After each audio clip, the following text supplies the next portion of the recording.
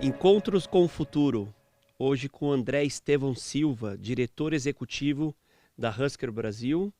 Obrigado pela presença. Eu que agradeço muito o convite. E aqui comigo na bancada, a professora Gleriane Torres, da FIA Business School, e professor Rodolfo Ruiz, da SPM São Paulo. Exato. Encontros com o Futuro é uma iniciativa do World Observatory com a SPM e o Prime, que é o braço das Nações Unidas de Universidades de Negócio no Brasil e no mundo. André, conta pra gente a atuação da Husker no mundo e no Brasil. Vamos começar pelo mundo então, porque veio antes. Veio antes.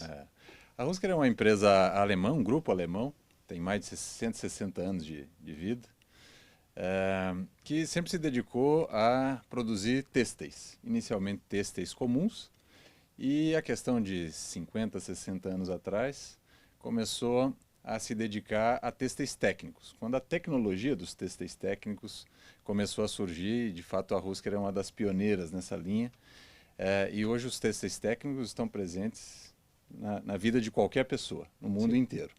Particularmente para a Husker, o interesse está no uso de têxteis técnicos na construção. Então, essencialmente, a Husker é uma empresa que fabrica materiais de construção. São materiais chamados de geossintéticos, pouco conhecidos do público leigo, né? Mas seguramente também presentes na vida de todos. Esses materiais são muito empregados em obras pesadas, obras de infraestrutura, de uma maneira geral, obras de rodovia, por exemplo, né?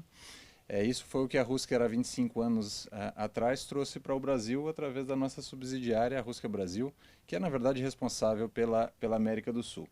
Fazemos aqui no Brasil exatamente o que a Husker faz no mundo, providenciar a fabricação e a aplicação de têxteis técnicos na construção pesada. André, dá um exemplo que é difícil visualizar. O que é um geossintético e um têxtil? Quando você fala de têxteis, eu já imagino na terno. O que é esse material? A gente veste de blazer uma rodovia, a gente veste São a as calça mantas?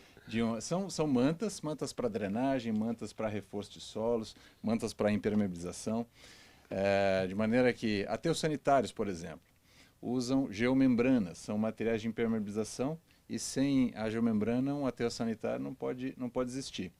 Uma rodovia sem uma manta de drenagem também não se constrói, porque efetivamente o sistema de drenagem de uma rodovia requer necessariamente uma manta como essa, um geossintético para essa aplicação. E por aí vai. O geossintético é uma classe de material de construção, na realidade a classe de material de construção de longe a mais ampla que existe, e dentro dessa família de produtos existem diversos materiais para aplicações diversas, e esses foram alguns exemplos entre muitos que eu poderia dar. Eu acho que você falou de sustentabilidade, né? Porque se você está falando de aterro sanitário e se você está falando de tecnologia para esses aterros e também se você está falando de manta para as rodovias, e a gente tem muita discussão sobre o uso de borracha, né? Para fazer o melhor aderência, enfim. Eu queria te ouvir sobre sustentabilidade, como que esse tema, considerando que ele está mais amplo, né, do que há 25 anos atrás, do que há 160 anos atrás, Sim. Como é que a empresa lida com esse tema e oferece soluções? Sim. Geossintético, por definição, assim, naturalmente, é um produto que traz o conceito de sustentabilidade inerente à sua ideia de concepção.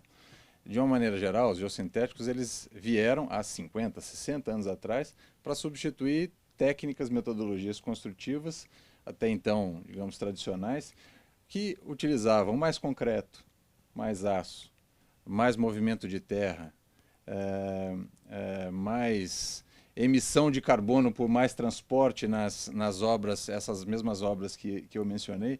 Então, por concepção, o geossintético, de uma maneira geral, já é um produto sustentável. Já tem ganho no processo. Já tem ganho no processo, já tem ganho na concepção do uso desses materiais em projetos de engenharia. Isso quase sem exceção. Para ser honesto, não me ocorre nenhum exemplo que foge a essa regra. A Husker, por sua vez, e agora falando particularmente da nossa visão em relação ao que a empresa, dentro do seu nicho de negócio, seu nicho de atuação, pode contribuir para um tema mais amplo de sustentabilidade ou de ESG, para ser ainda mais amplo, né? A gente tem, tanto por um lado, o próprio direcionamento das nossas linhas de produtos, a gente tem linhas de produtos em que a gente investe muito em desenvolvimento e em marketing para aplicação, produtos esses que são fabricados a partir, por exemplo, de polímeros reciclados, até campanhas muito amplas de contribuição de alguma forma, seja do ponto de vista corporativo, seja do ponto de vista da nossa forma de atuar internamente na empresa, e seja sob uma ótica de responsabilidade social, de responsabilidade em relação a um futuro melhor. A empresa também tem diversas campanhas perenes ou pontuais que têm tudo a ver com o tema sustentabilidade. E Rodolfo, dá para perceber que é intensivo em tecnologia, em conhecimento, e tem tudo a ver com a academia. Sim. E a durabilidade do produto? Esse é um dos apelos do geossintético e, de alguma maneira, por isso os geossintéticos realmente, quando vieram para ficar. Como são essencialmente polímeros, são essencialmente os têxteis técnicos, né, advêm de matérias-primas que são essencialmente polímeros, são materiais super duráveis, né? Então, a gente não fala nem tanto em durabilidade, mas da certificação das propriedades dos produtos em um certo período de tempo. Então, para as nossas linhas de produtos, a gente tem certificados que garantem as propriedades e, naturalmente, a durabilidade desses mesmos produtos por mais de 100 anos. E uma possibilidade, por exemplo, de remanufaturar uma rodovia, por exemplo, o material entra na economia circular? Sem dúvida, sem dúvida. Essa algumas aplicações, inclusive, permitem que o próprio geossintético, ele na execução de uma reabilitação, ele entra como próprio material de construção para a etapa seguinte, né? Existe uma série de possibilidades dentro de uma ideia, de um conceito de logística reversa, em que a gente acaba encaixando, seja as nossas práticas, seja realmente o uso ou reuso dos nossos materiais. Uma prática da empresa, por exemplo, é efetivamente oferecer para grandes projetos, quando realmente se justifica, não é? Pela escala, a logística reversa de todo o resíduo que o material que a gente fornece eventualmente venha a gerar. Isso já é prática da empresa, por exemplo. Perfeito. E André, deixa eu te perguntar um ponto. A unidade, a filial do Brasil, já tem inovado em novos materiais ou acaba recebendo mais o que é desenvolvido da sede na Alemanha? As duas coisas, na realidade. Inicialmente, a gente começou no Brasil atuando como realmente um ponto, um canal de venda e contato com o mercado brasileiro, isso há 25 anos atrás. E aqui no Brasil, a Husker, de certa forma, foi também pioneira, assim como foi na escala mundial há 6 décadas atrás. Aqui no Brasil, há 25 anos atrás, existia pouco conhecimento e pouco uso dos geossintéticos. Lá no começo, quando a gente ainda era um escritório comercial, a gente se dedicava a oferecer para o mercado brasileiro e, posteriormente, para o mercado sul-americano, o que a matriz canalizava, dentro da estratégia estabelecida pela matriz. A empresa foi tomando corpo. Aqui no Brasil, hoje, nós somos uma organização de 30 pessoas, uma das unidades de negócio mais importantes, mais relevantes em termos de resultado para o próprio grupo. E hoje a gente tem sim, dentro do nosso grupo aqui, dentro da nossa organização no Brasil, um setor dedicado a desenvolvimento de produto, uma divisão dedicada a desenvolvimento de produto. Então a gente recebe e também envia ideias para serem, aí sim, desenvolvidas de uma forma centralizada, que partem eventualmente de uma necessidade nossa, que se torna um produto novo para ser utilizado por todas as unidades de negócio do grupo no mundo. Porque são demandas muito diferentes. A obra aqui no Brasil, a gente reclama que tem buracos, essas coisas, mas é muito diferente do que uma obra nos Estados Unidos, na Europa. Estava pensando nisso, a rodovia é diferente. Olha, temperatura, muita chuva. Exato, as demandas são exatamente as mesmas, mas as condições são diferentes. As condições de aplicação são diferentes, eventualmente as prioridades são diferentes, e existe uma diferença que é marcante, que é a cultura técnica, né? Então, eu acho que a grande, por dizer assim, a grande sacada dos alemães há 25 anos atrás foi entender que realmente para tocar o negócio aqui no Brasil, eles precisavam de um grupo de brasileiros para entender. A questão não era nem entender o português, mas entender o jeito de pensar do brasileiro. E isso foi fazendo com que a nossa unidade tivesse uma personalidade própria. E a partir daí, então, ideias só nossas. E essa é a composição, é mais ou menos como a empresa cresceu mesmo nos últimos 30 anos, quando se saiu de ser uma empresa basicamente alemã para uma empresa global no segmento de geossintéticos. E os desafios futuros, como descarbonização, tudo que a gente está enxergando hoje, como é que isso transforma o negócio de vocês? Vocês conseguem contribuir em algum momento com essas obras? Sim. Vocês têm algum plano para usar materiais que consigam sequestrar carbono ou que emitam menos no processo? Uhum.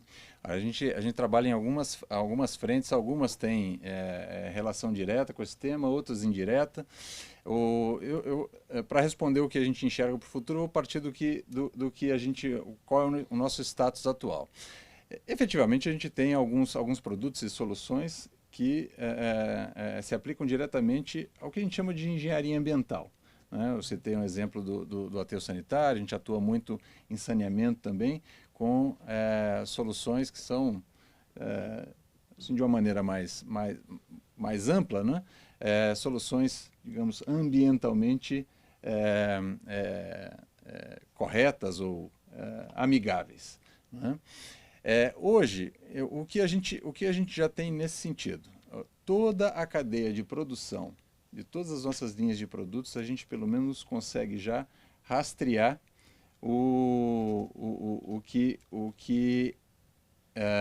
se estima de geração de CO2, desde a produção da matéria-prima até o que a gente prevê tipicamente como final de vida útil de aplicação dos nossos produtos. A cadeia inteira. A cadeia inteira. E aí, isso através do que a gente chama de certificado EPD dos produtos, que a Husker fabrica e comercializa. Esse é o primeiro passo, saber onde a gente está, né? E o futuro, então, naturalmente, seria a gente começar a vislumbrar formas de aquilo que hoje a gente consegue mensurar para o futuro diminuir, reduzir, né?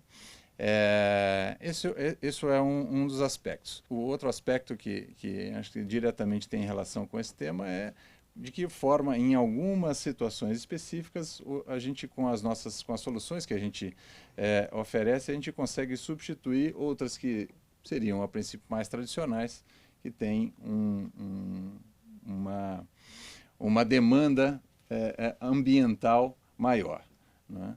De uma maneira geral. Isso também a gente hoje já consegue mapear. Agora, sem dúvida nenhuma, é parte da missão corporativa do grupo. A preocupação com a sustentabilidade, seja sob a ótica do negócio, seja como um aspecto inerente da responsabilidade corporativa de uma organização como a nossa, que é importante dentro da nossa indústria, faz parte da nossa missão a gente buscar sempre uma linha de trabalho, tanto da nossa rotina interna, quanto daquilo que a gente oferece para o mercado, o mercado de interesse nosso, opções as mais sustentáveis possíveis dentro do nosso alcance. Eu queria te perguntar sobre a questão regulatória. Ela é forte no Brasil e se você consegue comparar com a Alemanha ou com outros países onde vocês atuam? Se comparar com a Alemanha, não é. Não é. Se comparar com outros países que não a Alemanha, eu diria que a gente não está tão mal. A Alemanha e alguns outros países tem uma regulação muito forte, muito estrita, e que acaba sendo referência para todos os outros países no mundo, né? Porque são vanguardistas, né, na preocupação não só uma preocupação ambiental, isso acho que vale para outras dimensões também. Mas o Brasil não está mal, né? A gente tem, dentro do nosso dia a dia, uma visão bem precisa da América do Sul, do Brasil e dos demais países da América do Sul, porque esse é a nossa praça de atuação. Uhum. Seguramente o Brasil está acima da média no nosso continente, né? Dentro daquilo que existe de regulação, a gente, pelo menos no nosso setor, e os setores que têm alguma conexão, alguma sobreposição com o nosso, a gente já percebe um ambiente muito favorável para colocação de conceitos rigorosos, de soluções de engenharia, que é o nosso métier, não é? E se eventualmente não existe regulação, já existe uma cultura saudável. Uma prática de mercado. Uma busca pela boa prática. Isso já é um ótimo primeiro passo. Né? Acho que nessa continuidade, André, o produto pode ser utilizado para a produção de cisternas, ou não? Não diretamente. Não.